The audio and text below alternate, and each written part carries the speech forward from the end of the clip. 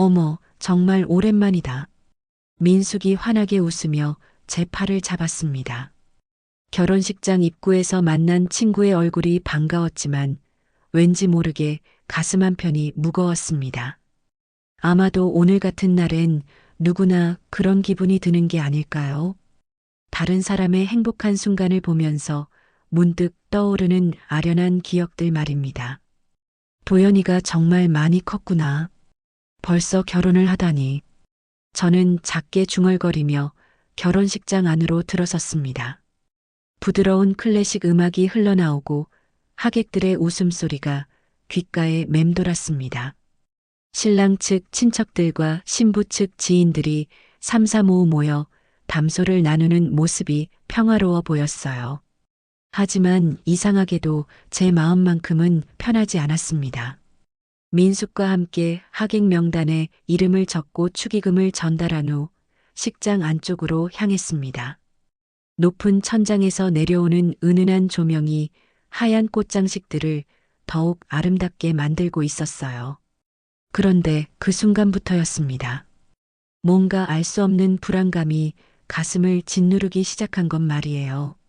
정수가 저기 도연이 어머니 보이네. 가서 인사드리자. 민숙이 제 손을 잡아당겼지만 저는 발걸음이 무거웠습니다. 왜일까요? 평소 같으면 친구 아들의 결혼식이라며 기뻐했을 텐데 오늘은 왜 이렇게 마음이 복잡한 걸까요? 그때였습니다. 신부가 하객들에게 인사를 하며 제 앞을 지나가는 순간이었어요. 처음 보는 얼굴이었는데도 묘하게 낯설지가 않았습니다.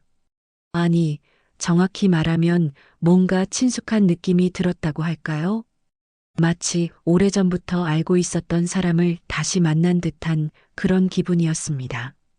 신부는 아이보리색 드레스를 입고 있었는데 소매가 없이 팔이 살짝 드러나 있었어요. 그런데 바로 그 순간 제 시선이 그녀의 왼쪽 팔꿈치에 머물렀습니다. 동전 크기만 한 연한 갈색 반점이 있었거든요. 순간 온몸에 소름이 돋았습니다. 머릿속이 하얘지면서 현실감이 사라지는 것 같았어요. 그 반점, 너무나 익숙한 모양이었습니다. 25년 전 제 기억 속에 선명하게 남아있는 바로 그 반점과 똑같았거든요. 아니야, 설마. 제 입에서 작은 한숨이 새어나왔습니다. 손끝이 미세하게 떨리기 시작했고 심장이 평소보다 훨씬 빠르게 뛰는 게 느껴졌어요. 주변의 웃음소리도 음악 소리도 점점 멀어지는 것 같았습니다. 민숙이 제 표정 변화를 눈치챘는지 걱정스럽게 물었습니다. 정수가 괜찮아? 갑자기 얼굴이 새하얗게 질렸는데. 아, 아니야, 괜찮아. 좀 어지러운 것 같아. 저는 억지로 웃음을 지으며 대답했지만 시선은 계속해서 신부를 따라갔어요. 그녀가 하객들에게 고개를 숙이며 인사하는 모습, 웃을 때 살짝 머리를 옆으로 기울이는 습관, 긴장했을 때 무의식적으로 왼손으로 머리카락을 귀 뒤로 넘기는 동작. 모든 것이 너무나 익숙했습니다. 마치 25년 전 제 기억 속 그 아이의 모습과 완전히 똑같았거든요. 강릉 바닷가에서 사라진 제 딸 하윤이. 그 아이가 어른이 되면 바로 저런 모습일 거라고 수없이 상상해봤던 그 모습과 말입니다. 정수가 우리 자리로 가자. 곧 식이 시작될 것 같아. 민숙이 제 팔을 이끌었지만 저는 한 발짝도 움직일 수 없었습니다. 다리에서 힘이 빠지고 온몸이 떨렸어요. 가슴 깊은 곳에서 올라오는 복잡한 감정들을 억누르려 했지만 쉽지 않았습니다. 그런데 바로 그때였습니다. 신부가 고개를 돌려 제 쪽을 바라본 거예요. 우리의 시선이 마주치는 순간 그녀도 잠깐 멈칫하는 것 같았습니다. 마치 어디선가 본 듯한 표정으로 저를 바라보더니 곧 당황한 듯 시선을 돌렸어요. 하지만 그 짧은 순간 저는 확실히 봤습니다. 그녀의 눈에서 뭔가 아는 듯한 빛을 말이에요. 제 심장이 미친 듯이 뛰었습니다. 설마, 정말 설마일까요? 하지만 이성적으로 생각해보면 말이 안 되잖아요. 세상에 비슷한 사람이 얼마나 많은데 팔꿈치 반점 하나와 몇 가지 습관만 가지고 이런 생각을 하다니. 제가 너무 예민해진 게 아닐까요? 그럼에도 불구하고 결혼식이 진행되는 내내 저는 신부만 바라보고 있었습니다. 신랑 도연과 함께 입장하는 그녀의 모습, 서로 반지를 끼워주는 순간, 키스하는 장면. 모든 순간에서 저는 그녀의 작은 습관들만 관찰하고 있었거든요. 특히 긴장할 때마다 보이는 무의식적인 행동들이 너무나 똑같아서 점점 더 확신이 들기 시작했습니다.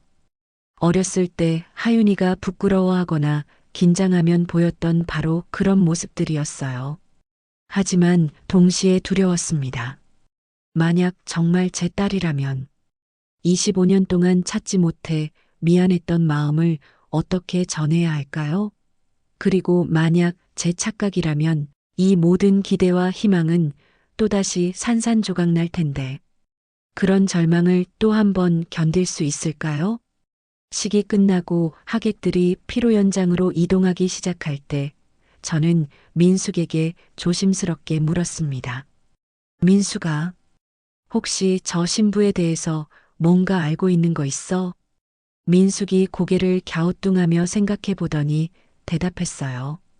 글쎄, 도연이한테 들은 건 고아원에서 자랐다고 하던데 부모님이 누구신지도 모르고 어렸을 때 사고로 기억을 많이 잃었다고 하더라. 왜 갑자기 고아원, 기억을 잃었다. 그 말들이 제 귀에 들어오는 순간 온몸에 전율이 흘렀습니다. 마치 퍼즐 조각들이 하나씩 맞춰지는 듯한 느낌이었어요. 그래서 이름도 유나라고 지어준 거래. 고아원 선생님이. 민숙의 말이 계속 이어졌지만 저는 더 이상 들을 수 없었습니다. 가슴이 터질 것 같았거든요. 유나. 하윤이가 어렸을 때 자기 이름을 제대로 발음하지 못해서 유나라고 했던 기억이 났습니다. 정말 그 아이일까요? 엄마, 바다 예뻐요. 25년 전 그날의 하윤이 목소리가 귓가에 맴돌았습니다. 피로 연장에서 나와 차 안에 앉아 있는데도 계속해서 그때 그 순간이 떠올랐어요. 민숙이 옆에서 뭔가 말을 하고 있었지만 저는 전혀 듣지 못했습니다. 1999년 7월 15일 강릉 경포대 해수욕장이었습니다. 그날 날씨가 참 좋았어요. 구름 한 점 없는 파란 하늘에 햇살이 따가울 정도였죠. 남편과 함께 여름휴가를 떠났는데 5살 하윤이가 바다를 처음 본다며 그렇게 좋아했었거든요. 엄마, 물고기 있어요? 바다에 물고기 진짜 있어요? 하윤이는 제 손을 잡고 펄쩍펄쩍 뛰며 물었습니다. 그 작은 손의 감촉이 아직도 생생해요. 부드럽고 따뜻했던 그 느낌이 말입니다. 그럼 바다에는 물고기가 정말 많이 살고 있단다. 저는 하윤이를 안아올리며 대답했어요. 그때 하윤이가 웃으면서 고개를 살짝 기울이는 모습. 오늘 본 신부 유나와 똑같은 그 습관이었습니다. 해변에 자리를 잡고 남편은 파라솔을 세우고 있었어요. 하윤이는 모래성 만들기에 푹 빠져 있었고 저는 돗자리에 앉아서 그런 가족의 모습을 바라보며 행복해했죠. 하윤아, 너무 멀리 가면 안 돼. 엄마가 보이는 곳에서만 놀아야 해. 네, 엄마. 저 여기서만 놀 거예요. 하윤이는 대답하면서 왼손으로 머리카락을 귀 뒤로 넘기는 그 익숙한 동작을 했어요. 긴장하거나 약속할 때마다 하던 그 버릇이었습니다. 오후 2시쯤이었을 거예요. 하윤이가 목이 마르다며 음료수를 달라고 했어요. 잠깐만, 하윤아. 엄마가 매점에서 주스 사올게. 저도 같이 가요. 아니야, 하윤이는 아빠랑 모래성 계속 만들고 있어. 금방 올게. 그게 그게 제가 하윤이에게 한 마지막 말이었습니다. 매점까지는 걸어서 3분 정도밖에 안 걸렸어요. 하윤이가 좋아하는 오렌지 주스를 사면서도 계속 우리 자리를 바라봤거든요. 남편이 하윤이와 함께 모래성을 쌓고 있는 게 보였으니까요. 하지만 주스를 사고 돌아오는데 하윤이가 보이지 않았습니다. 여보, 하윤이는 어디 있어? 남편이 당황한 표정으로 주변을 둘러보며 대답했어요.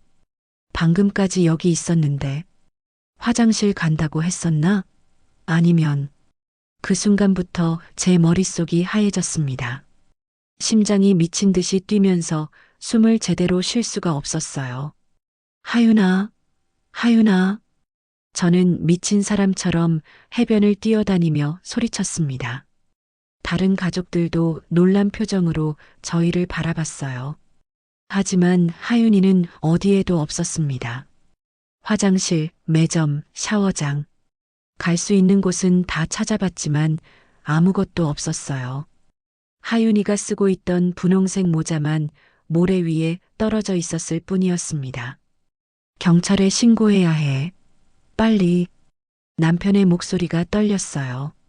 저도 손이 너무 떨려서 휴대폰 번호를 제대로 누르지도 못했습니다. 경찰이 도착했을 때는 이미 30분이 지나 있었어요. 하지만 그 30분이 마치 30년처럼 길게 느껴졌습니다. 실종 신고 접수하겠습니다. 아이의 특징을 자세히 말씀해 주세요. 키는 110cm 정도이고 오늘 흰색 원피스에 분홍색 샌들을 신었어요. 그리고 저는 말을 잇지 못하고 흐느꼈습니다. 너무 당황해서 제대로 설명할 수가 없었거든요. 남편이 대신 말했어요. 왼쪽 팔꿈치에 동전만 한 갈색 반점이 있습니다. 그리고 긴장하면 머리카락을 귀 뒤로 넘기는 버릇이 있어요. 경찰은 즉시 수색을 시작했습니다. 해변 전체를 샅샅이 뒤졌고 인근 상가와 숙박업소까지 다 확인했어요. 방송으로도 실종 공지를 했습니다. 하지만 아무런 단서도 찾을 수 없었습니다. 그날 밤 저는 한잠도 잘 수 없었어요. 하윤이가 어디선가 엄마를 찾고 있을 텐데, 무서워하고 있을 텐데, 그런 생각만 하면 가슴이 찢어질 것 같았습니다. 괜찮을 거야, 여보. 분명히 찾을 수 있을 거야. 남편이 제 어깨를 감싸며 위로했지만 저는 계속 울기만 했어요. 다음 날부터는 더 본격적인 수색이 시작됐습니다. 해경도 동원되고 다이버들이 바다까지 뒤졌어요. 하지만 여전히 아무런 흔적도 찾지 못했습니다. 일주일이 지나고 한 달이 지나도 마찬가지였어요. 경찰은 유괴 가능성까지 염두에 두고 수사를 확대했지만 목격자도 없고 증거도 없었습니다.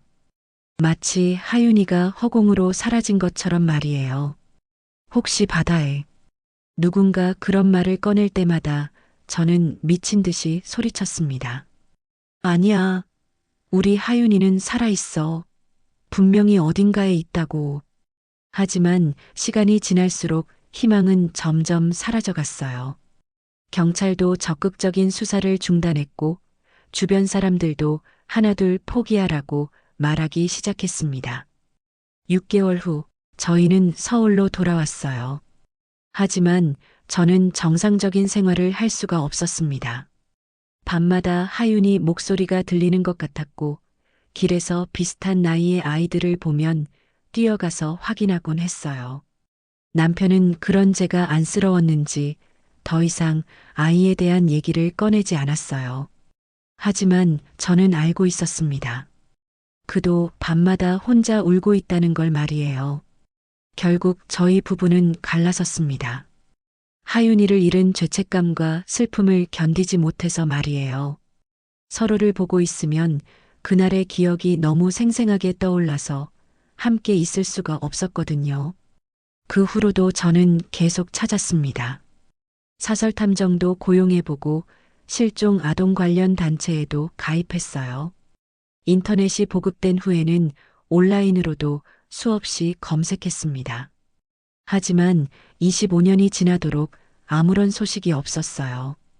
그런데 오늘 그 신부를 본 순간 모든 기억이 되살아났습니다. 정수가 정말 괜찮아? 얼굴이 너무 안 좋은데. 민숙의 목소리에 정신을 차렸어요. 어느새 차는 제 집 앞에 도착해 있었습니다. 괜찮아. 그냥 좀 피곤해서. 하지만 괜찮을 리가 없었죠. 가슴속에서 25년간 잠들어 있던 그리움이 다시 꿈틀거리기 시작했으니까요. 집에 들어와서도 저는 계속 생각했습니다. 팔꿈치의 그 반점, 머리를 기울이는 습관, 머리카락을 넘기는 버릇. 모든 게 너무나 똑같았어요. 하지만 동시에 의심도 들었습니다. 25년이라는 세월이 정말 긴 시간이잖아요. 기억이 미화된 건 아닐까? 너무나 간절히 바라는 마음에 비슷한 사람을 제 딸로 착각하는 건 아닐까? 그날 밤 저는 오랫동안 보관해 두었던 하윤이 사진들을 꺼내봤습니다. 돌잔치 사진, 어린이집 입학 사진, 강릉에서 찍은 마지막 사진들. 사진 속 하윤이의 모습과 오늘 본 신부 유나의 얼굴을 하나하나 비교해 봤어요. 25년이라는 시간을 거슬러 올라가 그 작은 얼굴이 어떻게 자랐을지 상상해 봤습니다. 그리고 확신했어요. 분명히 우리 하윤이가 맞을 거라고. 하지만 어떻게 확인할 수 있을까요? 결혼식에서 갑자기 다가가서 혹시 당신이 제 딸인가요? 라고 물어볼 수는 없잖아요. 그때 문득 민숙이 한 말이 떠올랐습니다. 도연이가 신혼집을 마련했다던데 우리 동네 아파트래. 같은 동네라면 혹시 기회가 있을지도 모르겠어요. 조심스럽게, 아주 조심스럽게 접근해서 확인해 봐야겠습니다. 만약 정말 하윤이라면 25년 만에 기적이 일어나는 거니까요. 민수가 혹시 시간 있으면 도연이 신혼집에 인사 좀 가볼까? 결혼식 다음 날 아침 저는 민숙에게 전화를 걸었습니다. 밤새 뒤척이며 고민한 끝에 내린 결정이었어요. 혼자서는 용기가 나지 않았거든요. 갑자기 어제 결혼식에서 인사 다 했는데 그래도 신혼 선물도 챙겨줘야 하지 않겠어? 결혼식장에서는 제대로 얘기도 못했잖아. 사실은 핑계였습니다. 신부 유나를 다시 한번 자세히 보고 싶었거든요. 어젯밤 내내 사진들을 들여다봤지만 여전히 확신을 갖지 못하겠더라고요. 그럼 오후에 갈까? 신혼부부들 아침엔 피곤할 테니까. 민숙의 목소리에서 약간의 의아함이 느껴졌지만 다행히 반대하지는 않았어요. 오후 3시 저희는 도연이네 신혼집이 있는 아파트 단지 앞에서 만났습니다. 제가 사는 곳에서 차로 10분 거리밖에 안 되는 곳이었어요. 동호수가 몇 번이라고 했지? 1205래. 12층이니까 꽤 높네. 엘리베이터를 기다리는 동안 제 심장은 미친 듯이 뛰었습니다. 손바닥에 땀이 날 정도로 긴장됐어요. 만약 정말 하윤이라면 어떻게 해야 할까요? 갑자기 나타나서 나는 당신의 친엄마예요 라고 말할 수는 없잖아요. 정수가 괜찮아? 얼굴이 또 하얗게 질렸는데 민숙이 제 팔을 붙잡으며 걱정스럽게 말했어요. 응, 괜찮아. 그냥 좀 어색해서. 엘리베이터가 12층에 도착했을 때 저는 숨을 크게 들이쉬었습니다. 복도를 걸어가는 동안에도 다리가 후들거렸어요. 1205 앞에 서서 초인종을 누르는 순간 시간이 멈춘 것 같았습니다. 네, 누구세요? 유나의 목소리였어요. 인터폰 너머로 들리는 그 목소리가 왜 이렇게 익숙하게 느껴지는 걸까요? 안녕하세요. 어제 결혼식에서 뵌 박민숙이에요. 도연이 어머니 친구인데 신혼 선물 드리러 왔어요. 아, 안녕하세요. 잠깐만요. 금방 나갈게요. 몇 분 후 문이 열렸습니다. 유나가 집에서 편하게 입는 원피스 차림으로 나왔어요. 화장을 하지 않은 얼굴이 더욱 어려 보였습니다. 어제는 인사도 제대로 못 드렸는데 이렇게 찾아와 주셔서 감사해요. 유나는 살짝 당황한 듯 했지만 환한 미소로 저희를 맞았어요. 그런데 그 미소를 보는 순간 또다시 가슴이 벅차올랐습니다. 어렸을 때 하윤이가 처음 만나는 사람 앞에서 보이던 바로 그런 표정이었거든요. 약간 긴장하면서도 예의 바르게 웃으려고 애쓰는 그런 모습 말이에요. 실례가 안 된다면 잠깐 들어가도 될까요? 신혼집이 어떤지 구경도 하고. 민숙이 물어봤을 때 유나는 잠시 망설이는 듯 했어요. 아, 네. 들어오세요. 그런데 아직 정리가 다 안 되어서 좀 어수선해요. 거실로 들어서자 이삿짐들이 여기저기 쌓여 있었어요. 아직 포장을 뜯지 않은 상자들과 정리되지 않은 살림살이들이 보였습니다. 그런데 제 시선을 사로잡은 건 거실 한쪽 벽에 걸린 사진들이었어요. 와, 사진이 참 많네요. 민숙이 말했을 때 유나가 조금 쑥스러워하며 대답했어요. 어릴 때부터 사진 찍는 걸 좋아했거든요. 기억하고 싶은 순간들을 남겨두고 싶어서요. 기억하고 싶은 순간들. 그 말을 들으니 또 가슴이 아팠습니다. 어쩌면 유나도 잃어버린 기억들 때문에 더욱 현재를 기록하고 싶어 하는 건 아닐까요? 사진들을 자세히 보니 대부분 고등학교와 대학교 시절의 것들이었어요. 친구들과 함께 찍은 사진, 여행 사진, 졸업 사진. 하지만 어린 시절 사진은 거의 없었습니다. 어렸을 때 사진은 별로 없네요? 제가 조심스럽게 물어보자 유나의 표정이 잠시 어두워졌어요. 네. 고아원에 있을 때는 사진을 많이 못 찍었거든요. 그리고 어렸을 때 기억도 많이 없어서 역시 그랬습니다. 민숙이 말한 대로 고아원 출신이고 어린 시절 기억을 잃었다고 했어요. 차 한 잔 드릴게요. 커피 드시나요? 아니면 차? 아, 괜찮아요. 신경 쓰지 마세요. 하지만 유나는 이미 부엌으로 향하고 있었어요. 그 뒷모습을 보면서 저는 또 한 번 놀랐습니다. 걸음걸이, 어깨선, 심지어 부엌에서 움직이는 모습까지 모든 게 제 기억 속 하윤이와 닮아 있었거든요. 정수가, 너 왜 그래? 아까부터 계속 이상해. 민숙이 제 귓가에 작게 속삭였어요. 아니야, 그냥. 저는 대답할 수가 없었습니다. 어떻게 설명해야 할지 모르겠더라고요. 유나가 커피를 가져와서 저희에게 건네주는데 그때 또 하나의 놀라운 장면을 목격했습니다. 컵을 건네주면서 유나가 머리카락을 왼손으로 귀 뒤로 넘기는 거예요. 하윤이가 어렸을 때 긴장하거나 뭔가 집중할 때 하던 바로 그 동작이었습니다. 혹시 왼손잡이세요?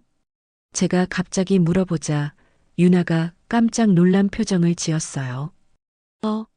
어떻게 하셨어요? 평소에는 오른손을 주로 쓰는데 가끔 무의식적으로 왼손을 쓸 때가 있거든요. 하윤이도 그랬어요. 원래는 왼손잡이였는데 어린이집에서 오른손으로 글쓰기를 배우면서 양손을 다 썼었거든요. 그리고 음식도 특이한 취향이 있으시겠네요. 제가 계속 질문하자 민숙이 이상하다는 표정으로 저를 바라봤어요. 네, 특히 단 걸 별로 안 좋아해요. 친구들이 다 이상하다고 해요. 여자가 초콜릿을 싫어한다고. 하윤이도 그랬습니다. 다른 아이들과 달리 사탕이나 초콜릿보다는 새콤한 과일을 더 좋아했었어요. 대신 신 걸 좋아하시나요? 귤이나 자몽 같은. 맞아요. 정말 신기하네요. 어떻게 하셨어요? 유나가 신기해하며 물었을 때 저는 대답할 수 없었습니다. 목이 메어서 말이 나오지 않았거든요. 그때 현관문이 열리는 소리가 났어요. 여보, 집에 손님 오셨네? 도연이가 퇴근해서 들어왔습니다. 어머님 친구분들이 신혼 선물 가져다 주러 오셨어. 아, 안녕하세요. 어제 정신없어서 제대로 인사도 못 드렸는데 도연이가 인사를 하면서 거실로 들어왔어요. 그런데 유나가 도연에게 다가가서 넥타이를 풀어주는 모습을 보는 순간 저는 또 다른 기억이 떠올랐습니다. 어렸을 때 하윤이가 아빠가 회사에서 돌아오면 항상 그렇게 해드렸어요. 의자를 가져다 놓고 올라가서 아빠 넥타이를 풀어드리는 게 일상이었죠. 이 아이가 참 손재주가 좋아요. 도연이가 자랑스럽게 말했어요. 무엇보다 요리를 잘해서 감사하죠. 특히 생선 요리를 기가 막히게 해요. 생선 요리. 하윤이도 생선을 좋아했어요. 다른 아이들이 생선 비린내를 싫어할 때도 하윤이만은 생선구이를 좋아했었거든요. 정숙이 이모 괜찮으세요? 얼굴이 안 좋아 보이는데. 유나가 걱정스럽게 물어봤을 때 저는 깜짝 놀랐습니다. 이모라고 불렀거든요. 처음 만난 사람한테 보통 아주머니라고 하잖아요. 그런데 이모라고 마치 친숙한 사람을 대하는 것처럼 말이에요. 아, 괜찮아요. 좀 어지러워서 저는 일어서려다가 비틀거렸어요. 너무 많은 생각들이 머릿속을 휘몰아쳐서 정신을 차릴 수가 없었거든요. 정수가 민숙이 제 팔을 붙잡았어요. 집에 가서 쉬어야겠어. 미안해, 유나야. 아니에요, 괜찮아요. 조심히 들어가세요. 유나가 현관까지 배웅해주면서 말했어요. 다음에 또 놀러 오세요. 그때는 맛있는 거 해드릴게요. 엘리베이터를 기다리는 동안 민숙이 제게 물었어요. 정수가 대체 무슨 일이야? 아까부터 계속 이상하더니 저는 고개를 저었습니다. 아직 말할 수 없었어요. 확신이 서지 않는 상황에서 괜히 소동만 벌일 수는 없잖아요. 하지만 가슴 깊은 곳에서는 점점 더 확신이 들고 있었습니다. 팔꿈치 반점, 왼손잡이 버릇, 음식 취향, 말투, 심지어 이모라고 부르는 것까지 모든 게 25년 전 제 기억 속 하윤이와 일치했어요. 집에 돌아와서도 저는 계속 생각했습니다. 어떻게 확인할 수 있을까? 어떻게 하면 확실하게 알 수 있을까? 그런데 과연 만약 정말 하윤이라면 저를 기억할까요? 정수가 오늘 저녁에 시간 있어? 일주일 후 민숙에게서 전화가 왔습니다. 그 일주일 동안 저는 유나 생각만 하며 지냈어요. 밤마다 하윤이 사진을 꺼내보고 유나의 모습과 비교하면서 말이죠. 왜? 도연이가 신혼부부 첫 집들이를 한다는데 우리도 초대받았어. 같이 갈래? 집들이라. 또 유나를 볼 수 있는 기회였습니다. 저는 망설임 없이 대답했어요. 그럼 갈게. 저녁 7시 저희는 다시 도연이네 집을 찾았습니다. 이번에는 다른 하객들도 여럿 와 있었어요. 도연이 직장 동료들과 유나의 친구들까지 해서 거실이 꽤 북적거렸습니다. 어서 오세요. 정숙 이모님. 유나가 현관에서 저를 반갑게 맞았어요. 또 이모라고 부르네요. 이상하게 그 호칭이 자연스럽게 느껴졌습니다. 준비하느라 고생 많았겠다. 아니에요. 도연 오빠가 많이 도와줬어요. 유나는 앞치마를 두르고 있었는데 요리하느라 얼굴이 조금 상기되어 있었어요. 그런 모습이 또 하윤이를 떠올리게 했습니다. 어렸을 때 하윤이도 소꿉놀이 할 때 그런 표정을 지었거든요. 거실에 자리를 잡고 앉으니 유나가 직접 만든 음식들이 상에 가득했어요. 생선구이, 나물 무침, 국까지. 신혼부부라고는 믿기 어려울 정도로 정성스러운 음식들이었습니다. 유나가 요리를 정말 잘해요. 저보다 나을 정도예요. 도연이 어머니 박민숙이 자랑스럽게 말했어요. 어디서 배웠어요? 고아원에서? 누군가 물어보자 유나가 잠시 멈칫했습니다. 아니요. 그냥 자연스럽게 알게 됐어요. 신기하게도 생선 비린내 제거하는 법이나 양념하는 방법 같은 걸 누가 가르쳐 주지 않았는데도 알고 있더라고요. 그 말을 들은 순간 제 가슴이 뛰기 시작했습니다. 하윤이가 사라지기 전 마지막 날 저는 아이에게 생선구이 만드는 법을 가르쳐 줬었어요. 5살짜리에게는 어려운 내용이었지만 하윤이는 유독 관심 있게 지켜봤었거든요. 이렇게 소금을 뿌려서 비린내를 빼는 거야. 엄마, 저도 해볼래요. 아직 어려워. 조금만 더 크면 가르쳐 줄게. 약속해요? 그럼 약속? 그때의 대화가 생생하게 떠올랐습니다. 정숙 이모님 괜찮으세요? 유나가 걱정스럽게 제 앞에 앉았어요. 너무 깊은 생각에 빠져 있었나 봅니다. 아, 괜찮아. 그냥 생선구이 냄새가 너무 좋아서 제가 특별한 비법이 있거든요.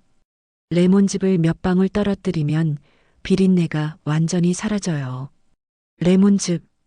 그것도 제가 하윤이에게 가르쳐 주려고 했던 방법이었어요. 하지만 그날 바다에서 사라져서 끝내 가르쳐 주지 못했죠. 식사가 한창 진행되는 중에 도연이 직장 동료 한 분이 말했어요. 유나 씨, 혹시 부모님께는 결혼 소식 알렸어요? 순간 자리가 조용해졌습니다. 모두 유나의 사정을 아는 것 같았어요. 유나가 잠시 숟가락을 멈추더니 조용히 대답했습니다. 저는 부모님이 안 계세요. 어렸을 때부터 고아원에서 자랐거든요. 아, 죄송합니다. 몰랐어요. 괜찮아요. 대신 이제 도연 오빠 가족이 제 가족이 되어주셨으니까. 그때 유나의 목소리가 조금 떨렸어요. 아무리 익숙해졌다고 해도 가족이 없다는 건 여전히 아픈 일이겠죠. 사실은 가끔 꿈에서 엄마를 봐요. 유나가 갑자기 조용히 말했습니다. 어떤 꿈인데요? 친구 중 하나가 물어보자 유나가 멀리 바라보며 대답했어요. 바닷가에서 저를 부르는 목소리가 들려요. 하윤아, 하윤아 하면서. 그런데 그게 제 이름이 아닌데도 왠지 그 목소리가 그립더라고요. 하윤아. 그 순간 제 손에서 젓가락이 떨어졌습니다. 온몸이 얼어붙는 것 같았어요. 하윤이가 뭐예요? 제가 떨리는 목소리로 물어보자 유나가 고개를 돌렸습니다. 잘 모르겠어요. 어렸을 때부터 계속 꾸던 꿈인데 혹시 제 원래 이름이었을지도 모르겠어요. 고아원에서는 유나라고 이름을 지어줬거든요.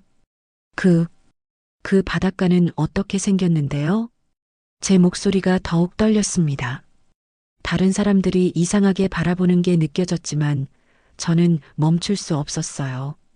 넓은 백사장이 있고 파라솔이 많이 있어요. 그리고 멀리 산이 보이는. 그리고 매점에서 오렌지 주스를 파는 경포대 해수욕장이었어요. 정확히 25년 전 저희가 갔던 바로 그 해수욕장의 모습이었습니다. 정수가, 민숙이 제 팔을 잡았어요. 제가 너무 창백해졌나 봅니다. 이모님 괜찮으세요? 얼굴이 너무 하얘요. 유나가 일어나서 물을 가져다 주려고 했어요. 그런데 그때 유나의 팔꿈치가 다시 한번 제 눈에 들어왔습니다. 그 갈색 반점, 모양까지 완전히 똑같았어요. 유나야. 제가 떨리는 목소리로 불렀을 때 유나가 제 앞에 무릎을 꿇고 앉았어요. 네, 이모님. 어디 아프세요? 그 순간 저는 견딜 수 없었습니다. 25년간 참아왔던 모든 감정이 한꺼번에 터져 나올 것 같았어요. 혹시 강릉에 가본 적 있니? 강릉요? 기억은 안 나는데. 왜 그런지 그 이름을 들으면 가슴이 아파요. 유나도 눈에 눈물이 고이기 시작했어요. 자신도 모르는 사이에 말이죠. 그리고 가끔 누군가 절 찾고 있는 것 같은 느낌이 들어요. 어디선가 저를 부르는 목소리가. 그때 도연이가 끼어들었어요. 어머니, 유나가 피곤한 것 같은데. 하지만 저는 멈출 수 없었습니다. 너무나 확실해졌거든요. 유나야, 혹시 오렌지 주스를 특별히 좋아하니? 어떻게 하셨어요? 다른 음료보다 오렌지 주스를 제일 좋아해요. 왜 그런지는 모르겠지만 그것으로 충분했습니다. 더 이상 의심할 여지가 없었어요. 강릉 바닷가 하윤이라는 이름, 오렌지 주스, 팔꿈치 반점, 생선 요리, 모든 퍼즐 조각이 맞아떨어졌습니다. 유나야. 제가 떨리는 손으로 유나의 손을 잡았을 때 유나도 뭔가 느꼈는지 눈물을 흘리기 시작했어요. 이모님, 왜, 왜 이렇게 슬퍼요? 저도 모르게 눈물이. 그건 저는 말을 잇지 못했습니다. 어떻게 설명해야 할지, 어떻게 시작해야 할지 모르겠더라고요. 그때 민숙이 일어섰어요. 우리 잠깐 나가서 바람 좀 쐴까? 정수기가 좀 안 좋은 것 같아. 아니에요, 민수가. 이제, 이제 말해야겠어. 저는 유나의 두 손을 꼭 잡고 그녀의 눈을 바라봤습니다. 유나야. 아니, 하윤아. 25년 전에. 하지만 그 순간 현관문이 열리는 소리가 났어요. 여러분, 안녕하세요. 뒤늦게 도착한 하객이 있었나 봅니다. 모든 시선이 그쪽으로 쏠렸고 분위기가 흐트러졌어요. 저는 그 기회에 다시 한번 마음을 다잡았습니다. 여기서 이렇게 갑자기 말하는 게 맞을까요? 유나도, 도연이도, 다른 사람들도 너무 놀라지 않을까요? 조심스럽게, 더 조심스럽게 접근해야겠다고 생각했습니다. 하지만 이제 확신했어요. 유나는 제 딸 하윤이가 맞았습니다. 정수가 어제 집들이에서 너 정말 이상했어. 다음 날 아침 민숙이 제 집으로 찾아왔습니다. 걱정스러운 표정으로 거실에 앉더니 곧바로 본론을 꺼냈어요. 유나 앞에서 갑자기 울음을 터뜨리고 대체 무슨 일이야?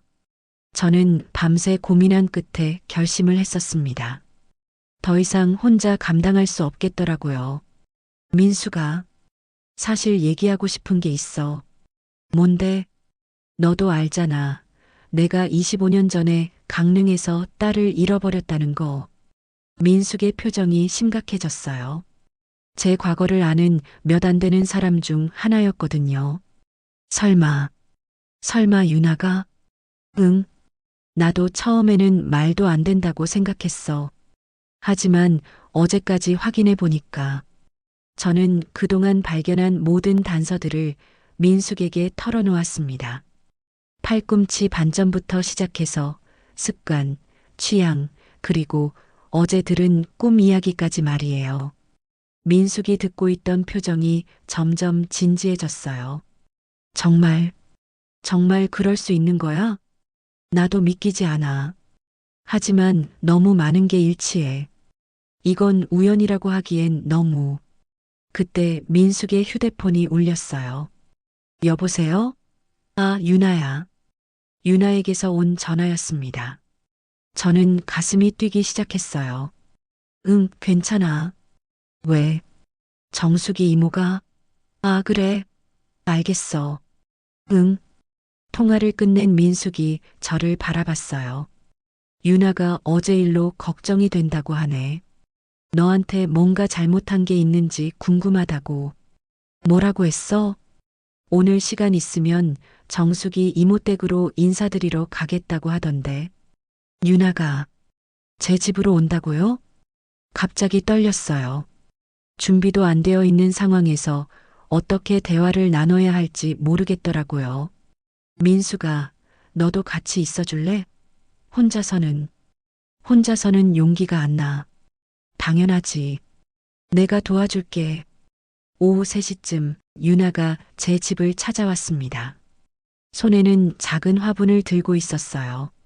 정숙 이모님, 어제는 제가 뭔가 실수한 게 있나요? 갑자기 기분이 안 좋아 보이셔서. 아니야, 유나야. 내가 잘못한 게 아니야. 거실로 안내하면서 저는 유나를 자세히 관찰했습니다. 낮에 보니 어제보다 더 확실하게 하윤이의 모습이 보였어요. 이모님, 혹시 제가 어제 한 말 중에서 기분 나쁘게 들린 게 있었나요? 꿈 얘기나 아니면 유나가 조심스럽게 물어봤어요. 그 모습이 어렸을 때 하윤이가 혹시 엄마를 화나게 했나 걱정할 때와 똑같았습니다. 유나야, 앉아. 이모가 할 얘기가 있어. 저는 용기를 냈습니다. 더 이상 미룰 수 없겠더라고요. 사실은 이모도 옛날에 딸이 하나 있었어. 딸이요? 응, 너처럼 예쁜 딸이었는데 25년 전에 잃어버렸어. 유나의 표정이 변했어요. 뭔가 예감하는 듯한 눈빛이었습니다. 그 아이 이름이 하윤이었어. 하윤이요?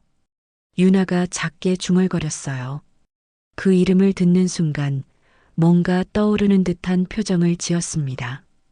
그리고 그 아이는 왼쪽 팔꿈치에 갈색 반점이 있었지.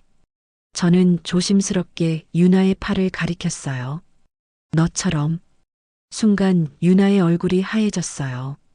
자신의 팔꿈치를 내려다보더니 저를 바라봤습니다. 이모님, 혹시, 응, 나는 내가 내 딸 하윤이라고 생각해. 그 말을 하는 순간 저도 유나도 눈물이 터져 나왔어요.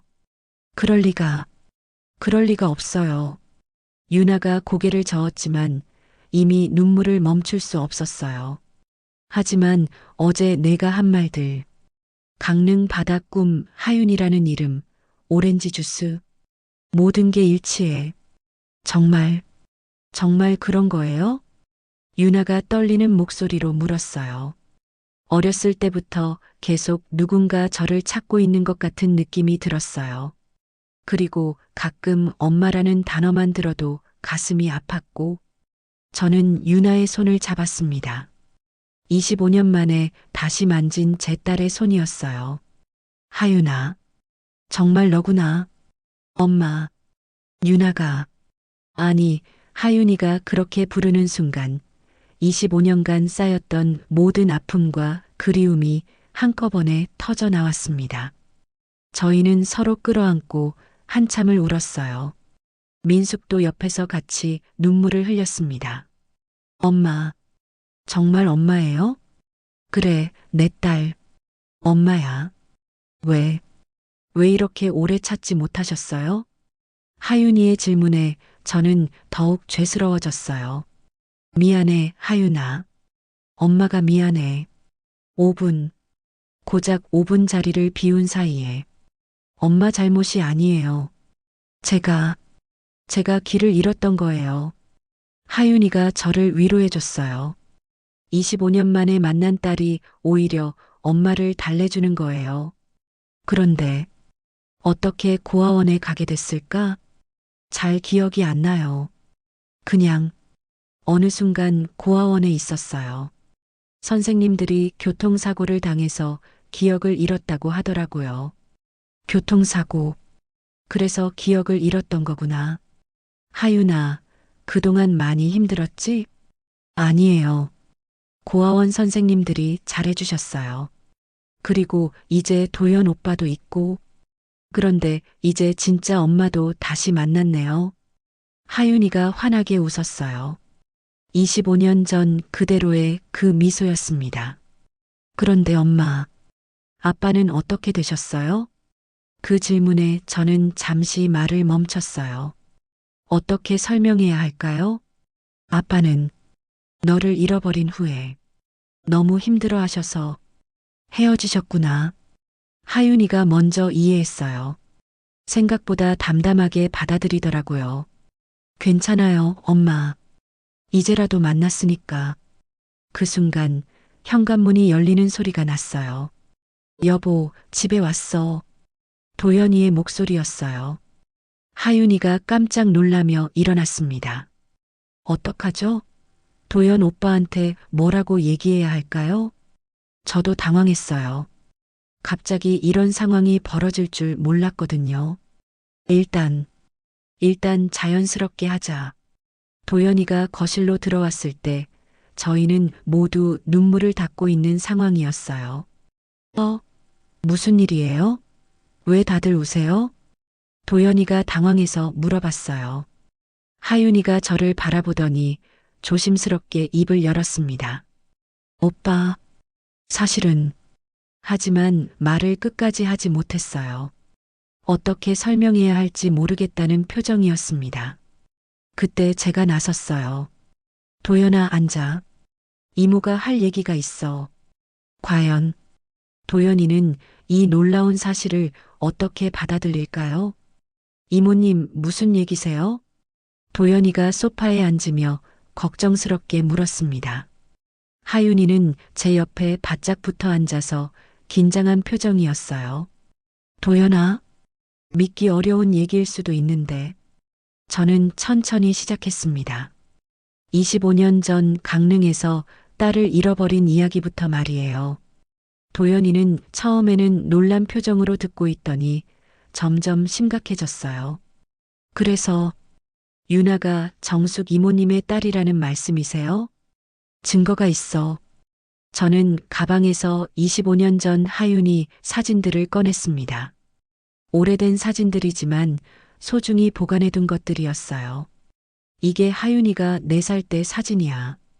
도연이가 사진을 받아들고 유나와 번갈아 보더니 입을 다물지 못했어요. 정말, 정말 닮았네요. 그리고 이건 돌잔치 때 한 장 한 장 사진을 보여줄 때마다 도연이의 표정이 더욱 놀라움으로 변해갔어요. 특히 이 사진 봐. 하윤이가 웃을 때 머리 기울이는 모습. 와, 유나랑 완전히 똑같아요. 하윤이도 사진들을 하나씩 들여다보며 신기해했어요. 이게 정말 제가 어렸을 때 모습이에요? 그럼 너무나 똑똑하고 예쁜 아이였어. 그때 하윤이가 갑자기 일어났어요. 잠깐만요. 제가 가져온 게 있어요. 하윤이는 가방에서 작은 상자를 꺼냈습니다. 사실 이것 때문에 오늘 이모님 댁에 온 것도 있어요. 어제 집 정리를 하다가 발견했거든요. 상자 안에는 낡은 팔찌가 들어 있었어요. 작은 하트 모양 장식이 달린 금팔찌였습니다. 저는 그 팔찌를 보자마자 숨이 멎는 줄 알았어요. 이건 고아원에 처음 갔을 때부터 가지고 있었던 거래요. 선생님이 제가 이걸 꼭 쥐고 있었다고 하시더라고요. 그 팔찌는 하윤이 돌잔치 때 제가 직접 채워준 것이었어요. 뒷면에 작은 글씨로 하윤이에게 사랑을 담아라고 새겨져 있었습니다. 뒷면을 봐봐. 하윤이가 팔찌를 뒤집자 그 글씨가 나타났어요. 하윤이에게 사랑을 담아. 엄마가 써주신 거예요? 그래. 내가 1살 될 때 엄마가 직접 새겨 넣은 거야. 도연이도 그 팔찌를 자세히 들여다보더니 고개를 끄덕였어요. 이제 확실하네요. 정말, 정말 운명인 것 같아요. 그런데 그때 하윤이가 갑자기 눈을 감고 이마를 짚었어요. 어떻게 됐니? 뭔가 떠오르는 것 같아요. 하윤이가 천천히 말하기 시작했어요. 바닷가에서 누군가 하윤아, 하윤아 하고 부르는 소리가 들려요. 그리고 오렌지 주스를 사러 가자고. 아니, 엄마가 사러 간다고. 맞아. 그날 엄마가 너한테 오렌지 주스 사다 줄게 하고 매점에 갔었어. 그리고 누군가 제 손을 잡고 어디론가 데려갔어요. 무서워서 울었는데 하윤이의 기억이 조금씩 돌아오는 것 같았어요. 그 사람이 착한 아저씨라고 했어요. 엄마를 찾아주겠다고. 그런데 그 후로는 기억이 없어요. 혹시 유괴를 당한 건가요? 도연이가 걱정스럽게 물었어요. 아마도 그런 것 같아. 그런데 다행히 큰 해는 당하지 않았나 봐. 교통사고는 언제 난 건지 모르겠어요. 깨어났을 때는 이미 병원이었고 그 후에 고아원으로 갔거든요. 민숙이 그동안 조용히 듣고 있더니 입을 열었어요. 정말 기적 같은 일이야. 25년 만에 이렇게 다시 만나다니. 그런데 이모님, 하윤이가 조심스럽게 물었어요. 아빠는 정말 못 만나는 건가요? 저는 잠시 망설였어요. 어떻게 설명해야 할까요? 아빠는 너를 잃어버린 후에 너무 힘들어 하셨어. 자신을 너무 자책하시면서 아빠 잘못이 아닌데 그때는 우리 모두 너무 혼란스러웠어. 서로를 탓하고 죄책감에 시달리고 결국 견디지 못해서 헤어졌지. 아빠 연락처 있으세요? 하윤이의 질문에 저는 고개를 저었어요. 몇 년 전에 연락이 끊겼어. 아마 재혼하셨을 거야. 그렇구나. 하윤이가 조금 실망한 표정을 지었지만 금세 밝게 웃었어요. 괜찮아요. 이렇게 엄마라도 다시 만났으니까. 그때 도연이가 말했어요. 유나, 아니 하윤아, 이제 어떻게 할 거야? 성도 바꿔야 하고. 아직 잘 모르겠어요. 너무 갑작스러워서 천천히 생각해도 돼.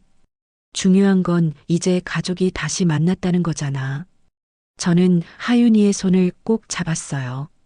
그런데 하윤아, 고아원에서 너 이름을 유나라고 지어준 이유가 있을까? 선생님이 그러시더라고요. 제가 처음 왔을 때 자꾸 유나, 유나하고 중얼거렸다고. 유나가 아니라 유나였을 거야. 내가 어렸을 때 자기 이름을 제대로 발음 못해서 하윤아 대신 유나하고 말했거든. 아, 그렇구나. 그래서 유나가 된 거네요. 모든 퍼즐이 맞춰지고 있었어요. 하나도 빠짐없이 말이에요. 그런데 정숙 이모님, 도연이가 갑자기 진지한 표정으로 말했어요. 이 사실을 다른 사람들한테도 알려야 하지 않을까요? 우리 어머니한테도 말씀드려야 하고, 그럼 결혼식 때 왔던 분들한테도 알려야 하는 거예요? 하윤이가 걱정스럽게 물었어요. 점차적으로 알리면 되지. 급할 것 없어. 그때 하윤이가 갑자기 제 손을 더 꼭 잡았어요. 엄마, 정말 엄마 맞죠? 꿈이 아니죠? 꿈이 아니야, 내 딸. 엄마야. 25년 동안 엄마는 저를 계속 찾으셨어요? 매일 밤 너 생각했어. 어디서 뭘 하고 있을까? 건강하게 잘 자라고 있을까? 저도요. 왜 그런지 모르겠지만 항상 누군가 저를 찾고 있다는 느낌이 들었어요. 우리는 다시 한번 끌어안았어요. 이번에는 도연이와 민숙도 함께요. 이제 정말 가족이 됐네요. 도연이가 감격스럽게 말했어요. 그런데 하윤이가 갑자기 뭔가 생각났다는 듯 말했어요. 제가 어렸을 때 부르던 노래가 있었나요? 자장가 같은. 있지. 우리 하윤이 예쁘다. 엄마가 제일 사랑하는 하윤이. 제가 흥얼거리자 하윤이의 눈이 커졌어요. 맞아요. 그 노래 가끔 무의식 중에 흥얼거렸는데 어디서 들은 건지 몰랐어요. 이제 정말 의심할 여지가 없었어요. 제 딸 하윤이를 찾았습니다. 25년 만에 말이에요. 하지만 이제 진짜 시작인 걸까요? 한 달 후 저희는 강릉 바다를 다시 찾았습니다. 하윤이와 도연 그리고 민수까지 함께 했어요. 25년 전 그 악몽 같았던 경포대 해수욕장에 다시 서게 될 줄은 꿈에도 몰랐습니다. 여기가 제가 사라진 곳이에요? 하윤이가 넓은 백사장을 바라보며 물었어요. 바닷바람이 그녀의 머리카락을 흩날렸습니다. 응, 저기 매점 앞에서 마지막으로 봤어. 제가 가리킨 방향을 보면서 하윤이는 고개를 끄덕였어요. 신기해요. 무서울 줄 알았는데 오히려 마음이 편해져요. 우리는 25년 전 자리했던 그 장소에 돗자리를 펼쳤습니다. 하윤이가 직접 준비해온 도시락을 꺼내놓으니 마치 그때 그 시절로 돌아간 것 같았어요. 엄마, 이거 드셔보세요. 하윤이가 건네준 김밥을 한 입 베어 물었을 때 눈물이 났습니다. 25년 전 제가 하윤이에게 만들어줬던 바로 그 맛이었거든요. 너 어떻게 이 맛을 알고 있니? 모르겠어요. 그냥 만들다 보니까 이렇게 됐어요. 마치 누군가 가르쳐 준 것처럼. DNA는 속일 수 없나 봅니다. 기억을 잃어도 25년이라는 시간이 흘러도 말이에요. 바다를 바라보며 앉아 있는데 하윤이가 조용히 말했어요. 엄마, 그동안 정말 힘드셨죠? 너도 마찬가지였을 거야. 아니에요. 저는 기억이 없어서 그나마 괜찮았어요. 하지만 엄마는 모든 걸 기억하면서도 25년을 견디셨잖아요. 하윤이의 말에 제 마음이 먹먹해졌어요. 그래도 이렇게 다시 만났으니까. 네. 이제 다시는 떨어지지 말아요. 그때 도연이가 말했어요. 어머니, 저희가 결정한 게 있어요. 뭔데? 하윤이 성을 다시 바꾸기로 했어요. 정하윤으로. 정말? 저는 깜짝 놀랐어요.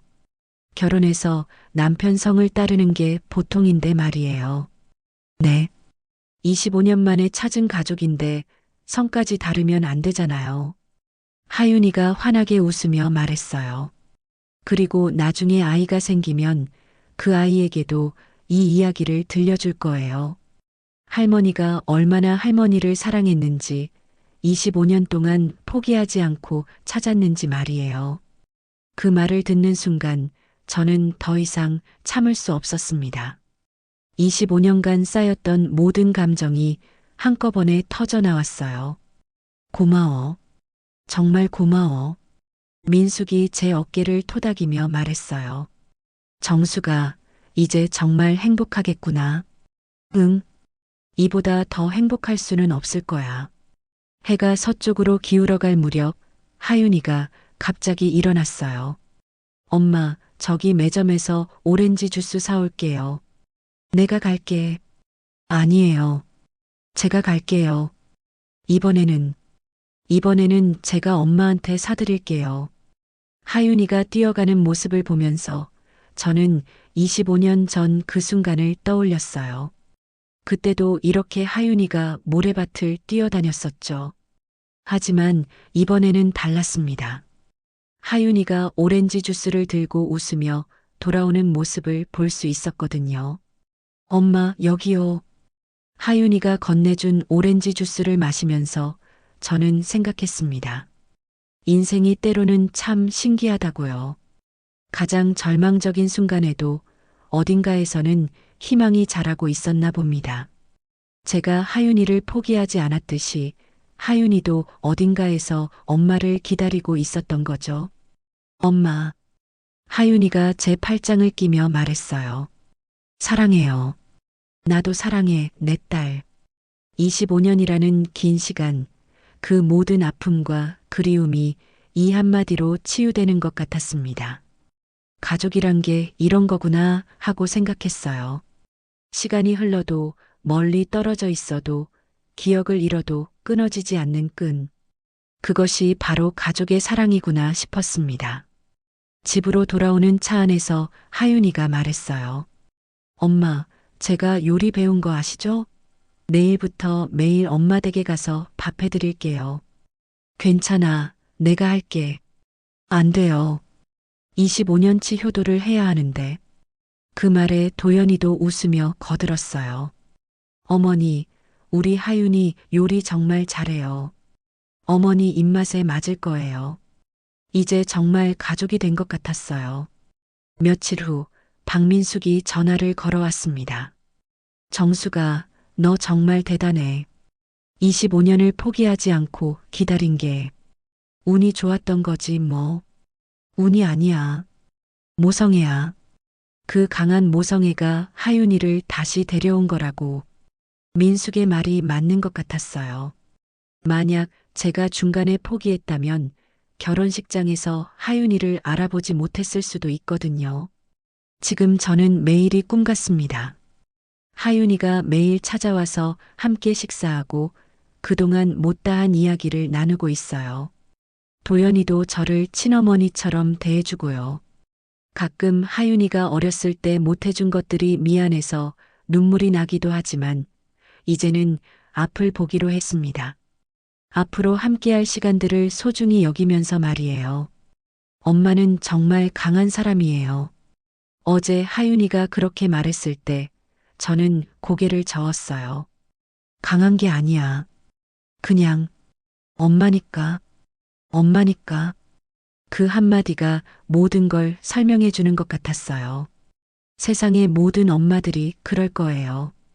자식을 위해서라면 무엇이든 견딜 수 있고 끝까지 포기하지 않을 거라고 말이에요.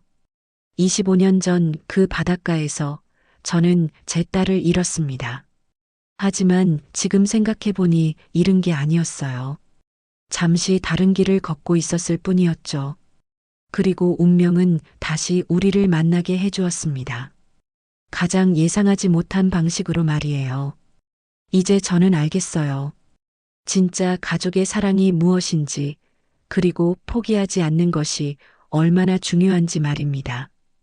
오늘도 끝까지 함께 해주셔서 감사합니다. 화면 아래 구독 버튼은 무료이고 한번 눌러주시면 앞으로도 계속 좋은 이야기로 보답하겠습니다.